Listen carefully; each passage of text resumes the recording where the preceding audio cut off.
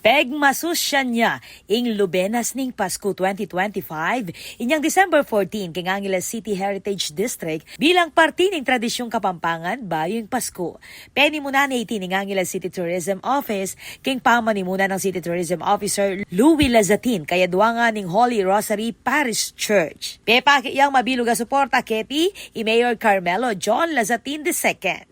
May kisan metong king prosesyon, reng barangay ning Kutkut, Malabanyas, Pangpang, Pandan, Pulong-Bulo, Santa Teresita, Santo Domingo, Santo Rosario at San Nicolas. Pepakit na rin balang barangay ing kanya-kanyarang lubenas, aating parul, krus at religious images kaya naning pa magkantang Dios de Salve Maria. May gumpisa yung programa king pamagbasbas dareng lubenas at tinukyan na itining prosesyon king traditional limbun route. Dinake dari rin barangay ing kabaldugan ning karelang lubenas bilang parte ning kasalpantayanan at ning kultura. Pinuri ng Mayor Lazatin, reng barangay, pisamban at reng organizers king masalese at organisadong aktibidad.